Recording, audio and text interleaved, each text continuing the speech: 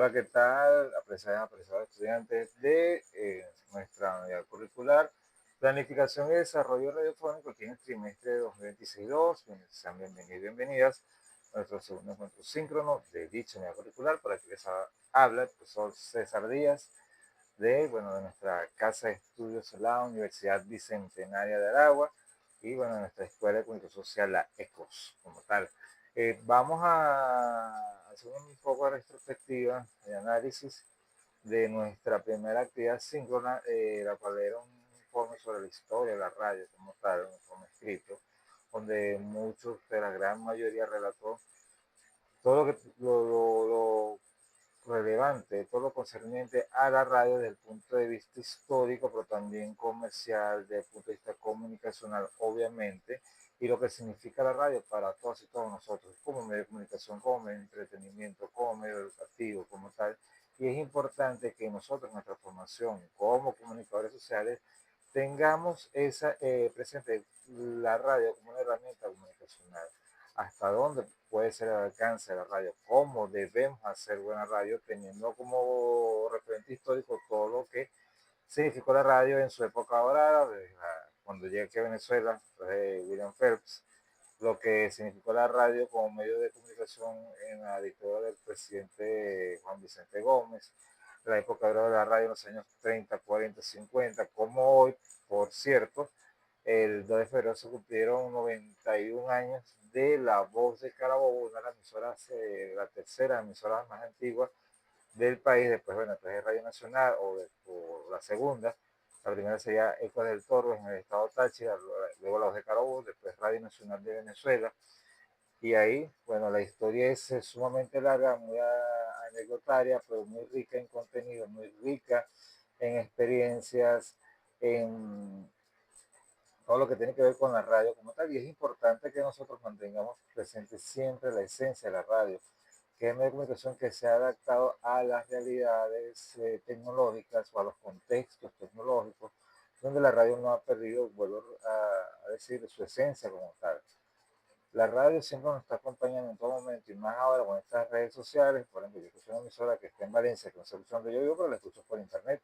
Es una emisora comercial y esa es la polivalencia que tiene la radio en la actualidad. Escuchamos radios por internet de cualquier país a través de diferentes aplicaciones o páginas web o servidores como OmniRadio, Radio Box, eh, etcétera. Entonces, eso es importante porque, nos permite estar a la moda y en la onda de qué es lo que están sucediendo, qué es lo que se escucha, cómo se escucha la radio en otros países, sobre todo en emisoras o de países que tienen un gran impacto en la radio, como es Colombia, México, Argentina, que son países con enorme desarrollo radiofónico, sobre todo Colombia.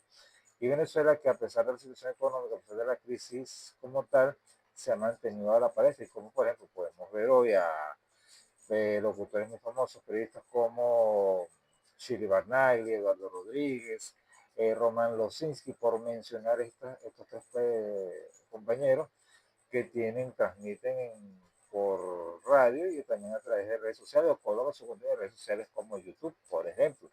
Y entonces eso permite tener un amplio espectro, un amplio alcance, un amplio rango de alcance en su producción radial, porque aquí lo que se va a seguir, lo que casualmente está hablando con una estudiante en el día de ayer, que tiene un programa de radio que no es solamente colocar, hacer el programa de radio, es transmitir, hacer un live por TikTok, por Facebook, Insta Live, por Instagram, no, o TikTok, Facebook, todas las redes sociales, no necesariamente, o transmitir por Twitch, eh, que es un directo, ¿no? Otra plataforma. Si no es que la radio no debe perder en todo momento su carácter de producción.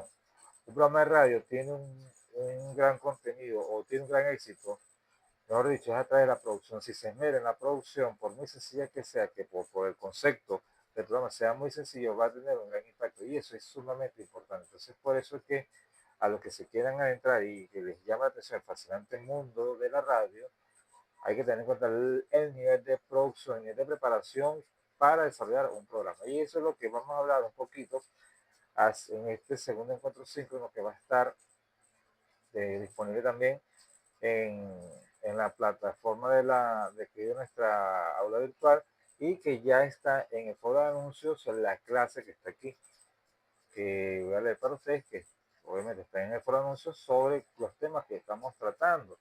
Y tenemos que tener en cuenta, debemos tener en cuenta, que hay un marco legal que rige la radio venezolana y eso no es de ahorita, no es hace 25 o 30 años, eso es de toda la vida.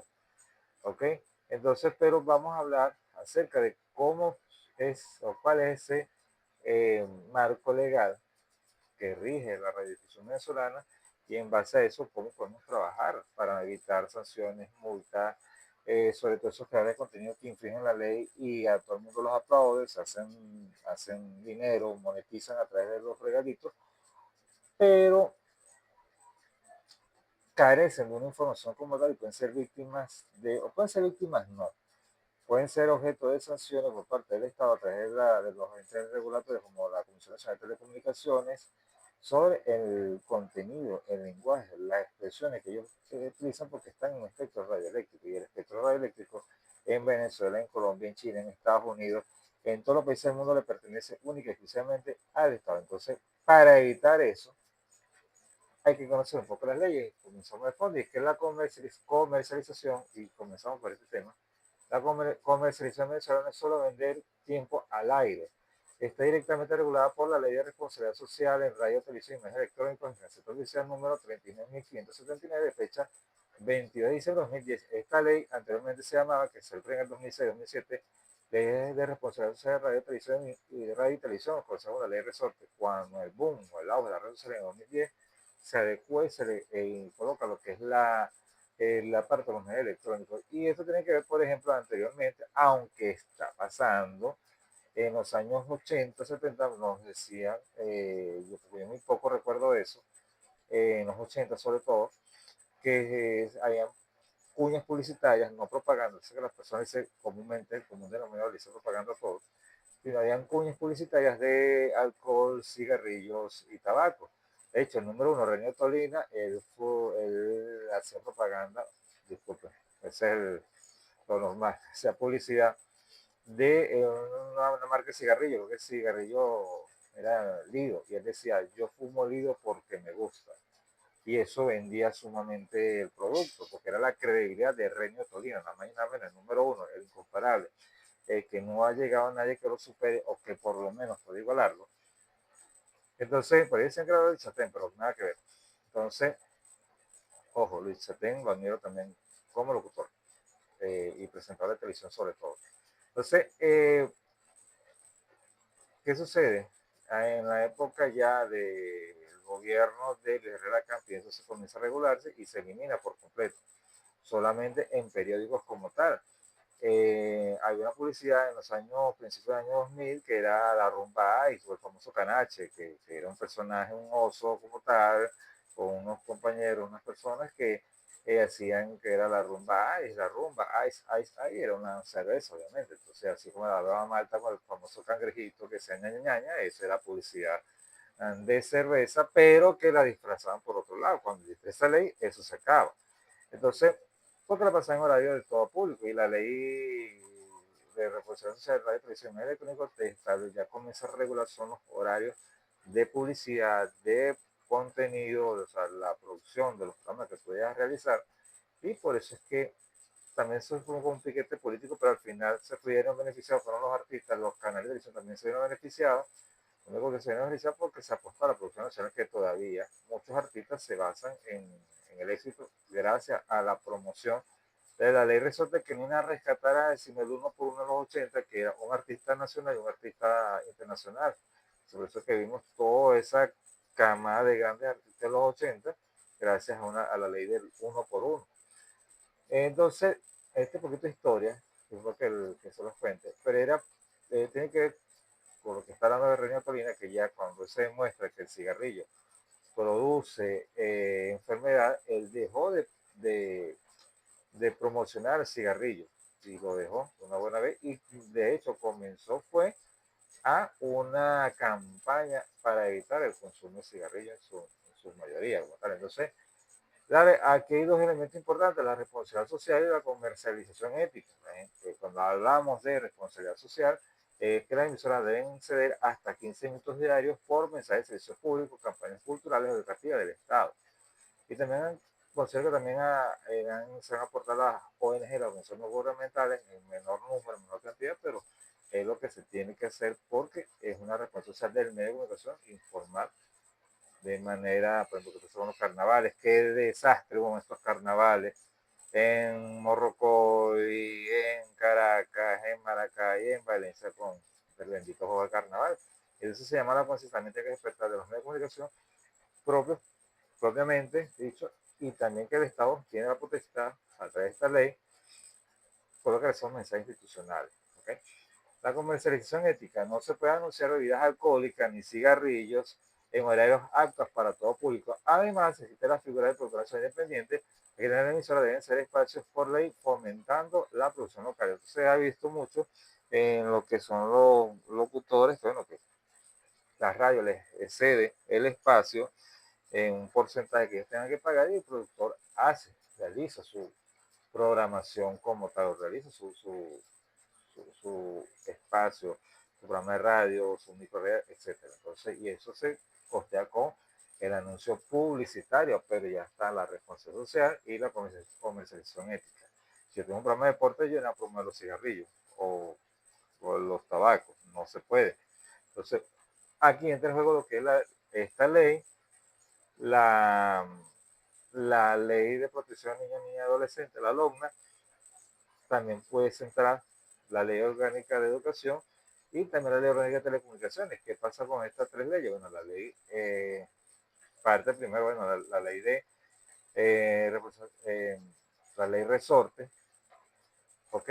Pero si vamos por el de mayor o menor jerárquicamente, la ley orgánica de telecomunicaciones, ya que vienen, emanan directamente de la Constitución, se promulgan, se ejecutan o se aprueban en el seno de la Asamblea Nacional, la ley orgánica de los niños y adolescentes porque establece las competencias, las limitaciones tanto de los padres y representantes como los medios de comunicación en torno a la programación que pueden ser o de recibir los niños y adolescentes, así como objetos de vulnerabilidad de sus derechos como tal. ¿Okay?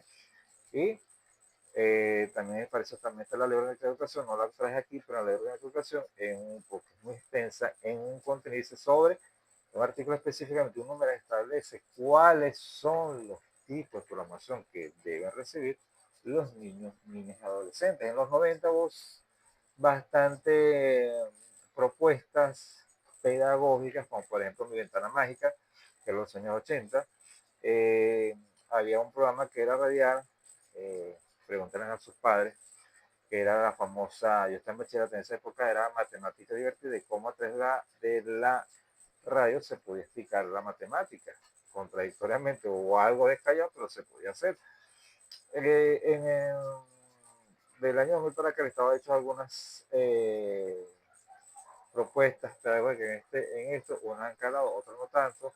Hoy tiene una con la campaña de uso eficiente de la pandillita, que es de Corpoelec, y eso es lo que se debería hacer, no solamente el Estado, sino de, por ejemplo, se hace mucho más cierto como, por ejemplo, viajando con Corcoven, una de las empresas, la antigua PDVSA, cuadernos Lagoven, que era una serie de documentales muy bien elaborados, bueno, que se pasan por un horario de 8 de la noche de día a la noche por BTV de aquella época.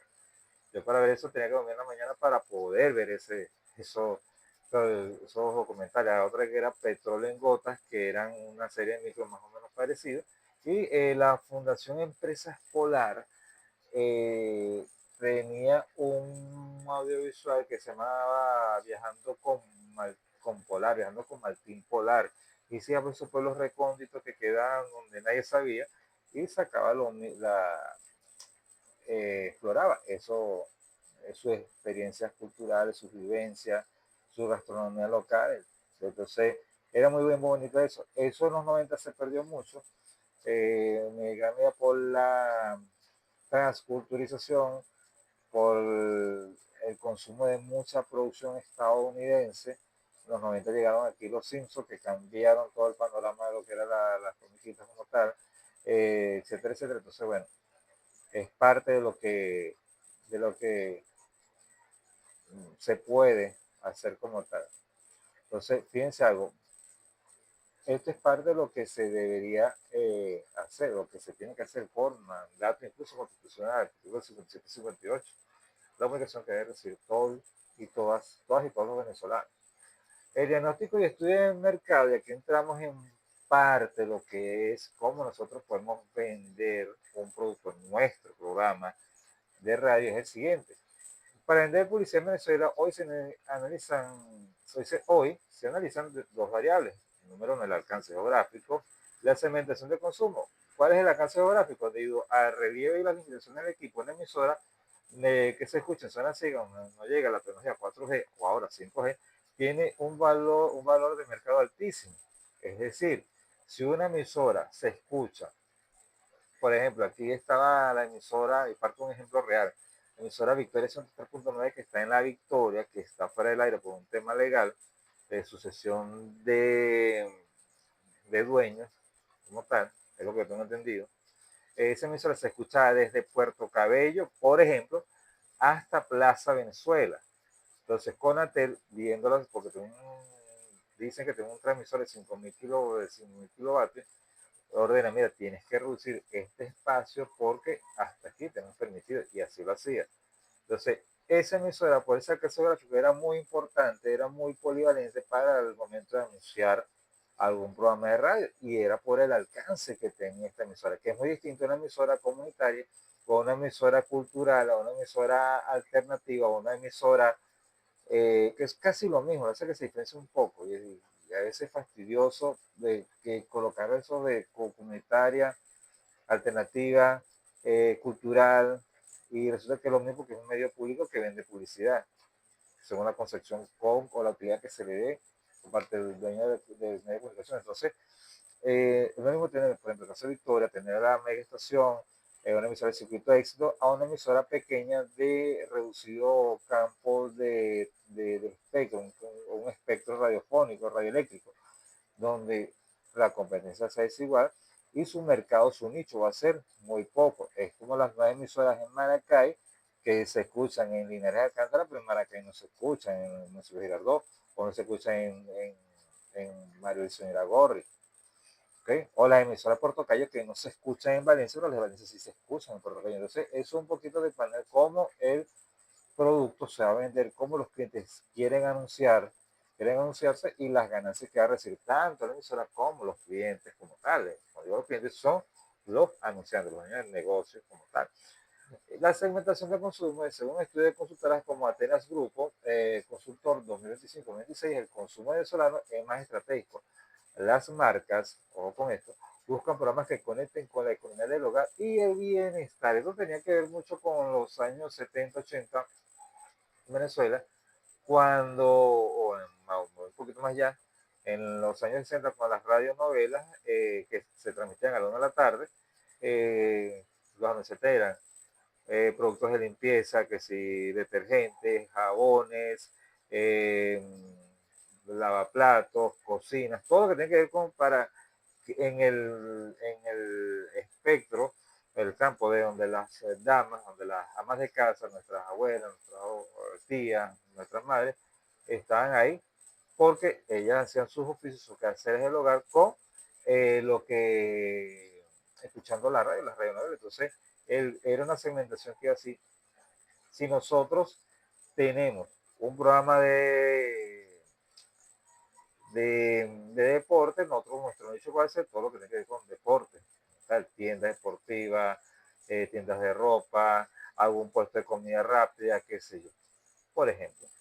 O, por ejemplo, un caso más relevante es lo que, por ejemplo, en Meridiano Televisión, los pronosticadores de carreras de caballo, sus anuncios de que son Sport Books, el mismo Instituto Nacional de Hipódromos, etc. Todo lo que tiene que relacionar ese ramo. Y eso le da una segmentación del mercado porque ellos van a ver ahí que por dónde están saliendo la publicidad como tal. Entonces, el alcance geográfico y segmentación de consumo son dos elementos que van de la mano, son variables que están ahí y que hay que tener en cuenta al momento de nosotros vender un producto como tal.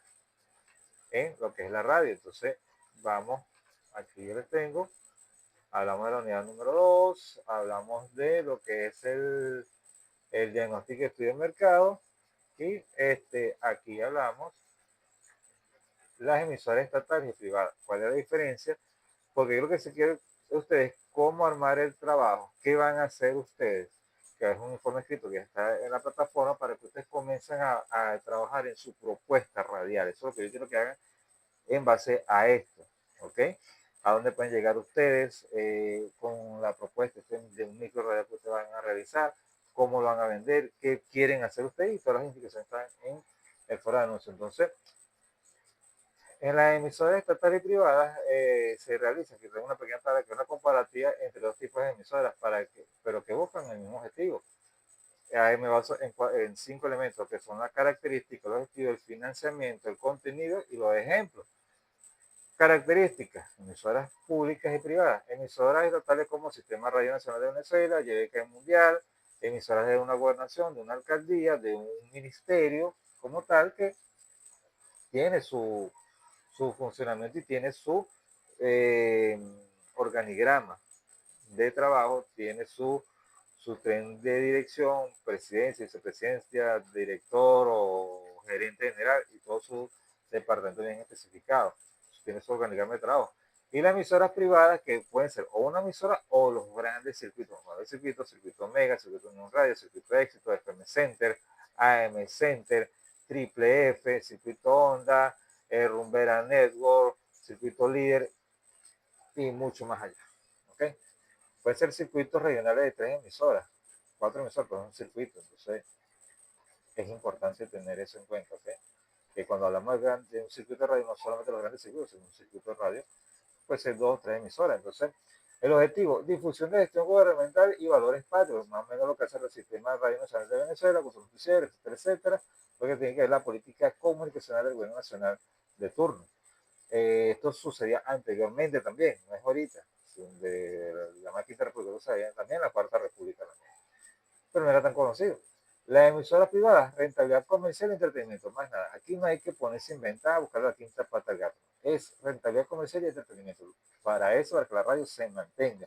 Porque la radio paga sueldos, paga salarios, pagas seguro social, ley de política habitacional, paga impuestos municipales, paga CONATEL, la concesión, y paga para todo el mantenimiento de la emisora como tal.